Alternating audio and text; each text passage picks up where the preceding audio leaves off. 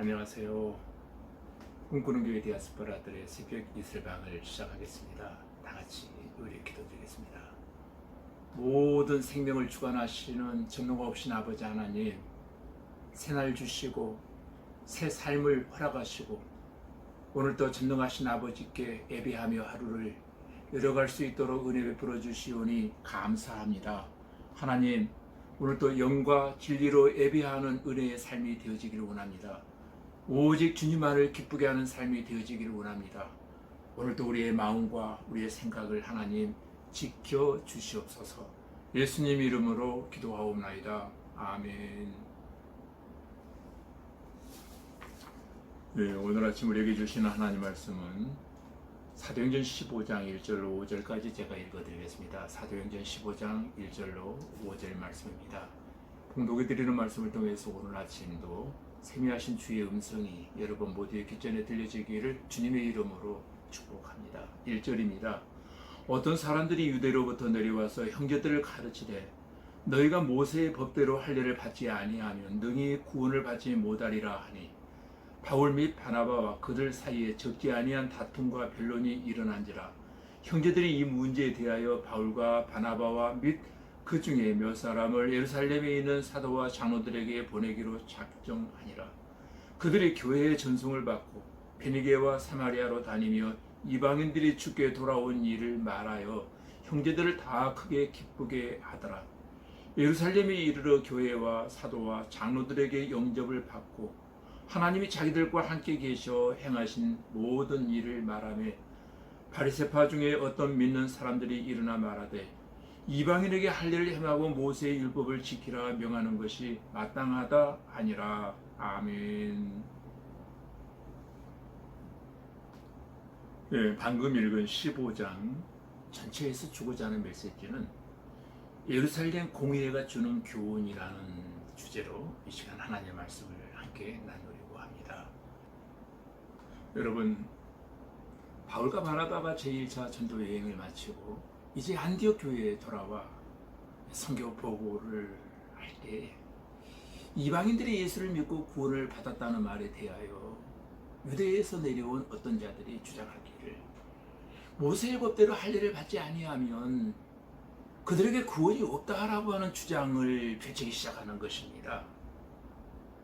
안디옥 교회는 바로 이 중차대한 문제를 해결하기 위하여 대표를 뽑아서 예루살렘에 있는 사도와 장로들에게 보내기로 결의를 하고 바로 바울과 바나바 두 사람을 보냈습니다.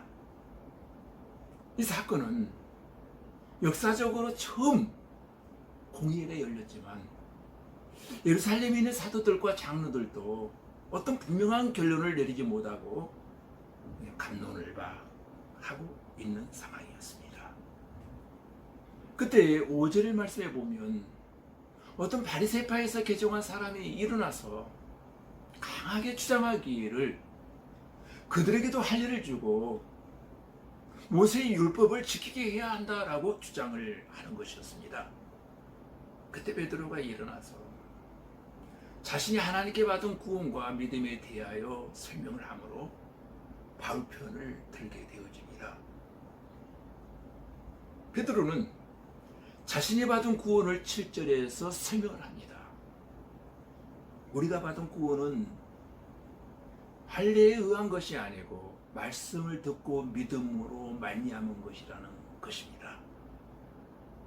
율법을 지킴으로 구원을 받는다고 했으나 복음은 믿음으로 구원을 받는다라고 지금 주장하고 있는 것입니다.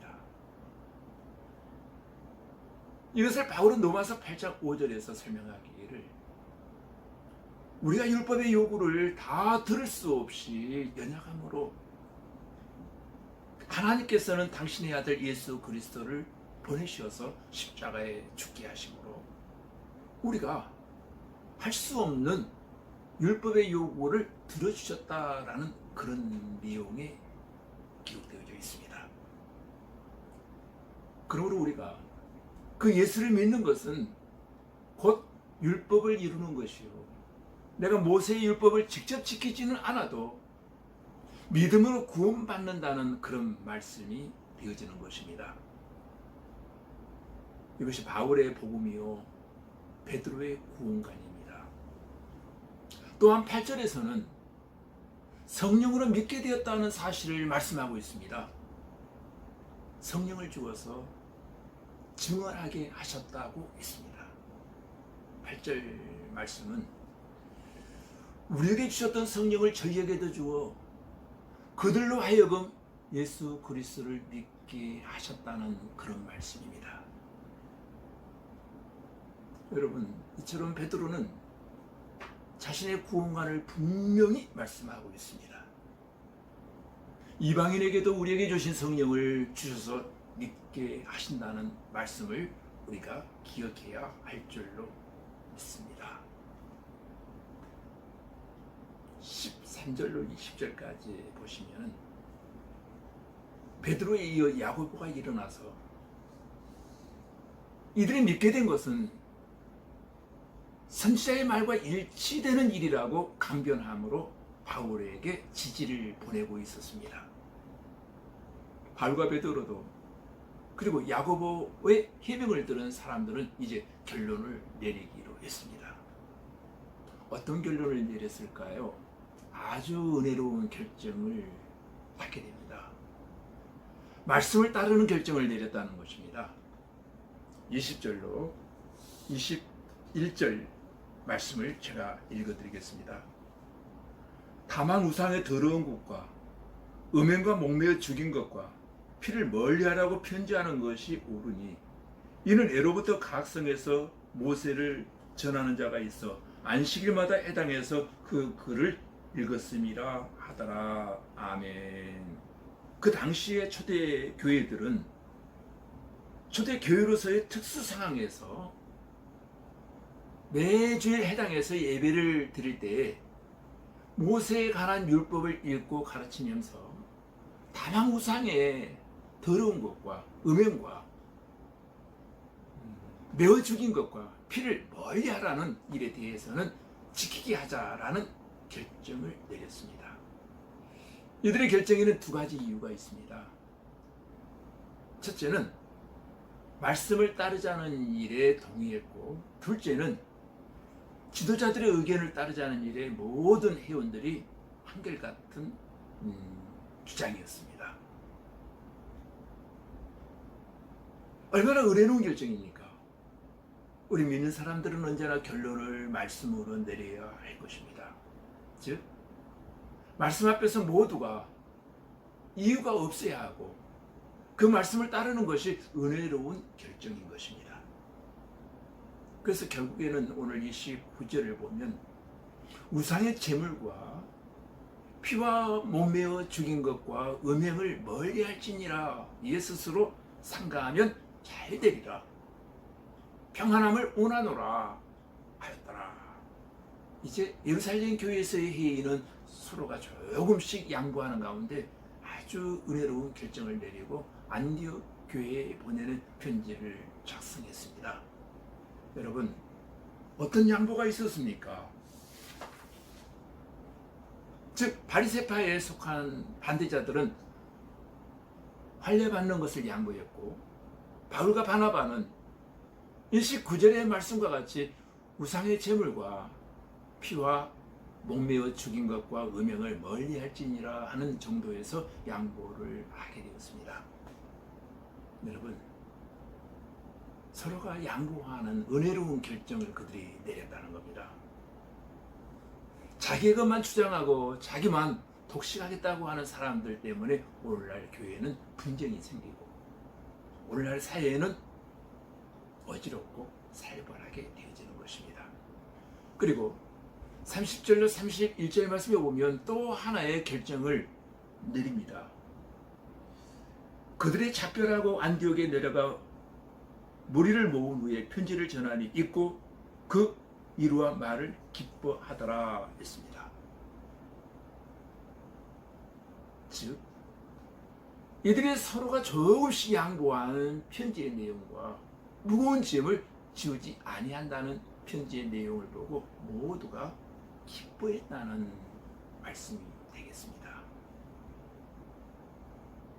이 말씀은 곧 이들의 결정은 모든 사람을 기쁘게 하는, 소위 말하면 덕을 세우는 결정이었다는 말씀입니다. 덕을 세우는 결정이란 자기만 좋고 자기만 편리하면 된다고 하는 자기주의에서 벗어나서 자기의 의견에는 좀 맞지 않고 조금 손해가 있더라도 다른 많은 사람들이 좋아하는 일이라면 그 편을 택하는 결정이 덕을 세우는 결정인 것입니다. 특별히 하나님의 교회의 일들은 덕을 세우는 결정이 되어야 할 것입니다. 성경에 보면 여러 곳에서 덕을 세우라라고 하는 겉면의 말씀이 많이 기록되어져 있습니다. 고린도전서 8장 1절에서는 우상의 제물에 대하여 덕을 세우라고 말씀하고 있습니다. 로마서 14장 19절에서는 모든 사람의 덕을 세우기에 힘쓰라라고 하는 말씀이 또한 기록되어 있습니다. 여러분, 아무리 좋은 일이라도 덕을 끼치지 못하는 일은 좋은 일이 아닙니다. 덕이 있는 교회가 곧 은혜가 있는 교회입니다. 여기서 말하는 덕이란 중요하지도 않은 일을 가지고 원칙만을 주장함으로 이해가 부족한 사람들의 마음을 상하게 하지 말고 조금 참고 양보함으로 모든 사람들이 함께 기뻐하도록 덕을 세우라는 그런 말씀입니다. 여러분, 교회 안에서 언제나 은혜로운 결정을 내리시되 예루살렘 교회 회의에서 내리는 결정과 같이 항상 말씀을 따르는 결정, 항상 서로가 양보하는 결정, 그리고 항상 덕을 끼치면서 성령으로 기도하며 성령으로 전도할 수 있기를 바랍니다. 다 같이 우리 기도드리겠습니다. 하나님 아버지, 우리가 모세 율법을 다 지키지 못했어도 믿음으로 구원받고 성령으로 믿게 되었다는 사실을 기억하게 하시고 야고보의 겉면을 듣고 말씀을 따라 은혜로운 결정을 하고 지도자들의 의견을 따르는 일에 모든 회원들이 하나가 되고 모든 일에 덕을 세우고 스스로 상가하며 양보함으로 평안함을 원했던 것처럼 우리 교회도 언제나 말씀을 따라 은혜로운 결정을 하고 덕을 세우고 양보함으로 언제나 부족하고 연약한 사람들의 마음을 상하게 하는 일이 없게 되어 항상 편안한 교회가 되게 하여 주시옵소서. 성령 시대에 성령을 믿고 성령으로 기도하고 성령으로 전도하는 증인의 삶을 살게 하여 주시옵소서. 예수님 이름으로 기도하옵나이다. 아멘.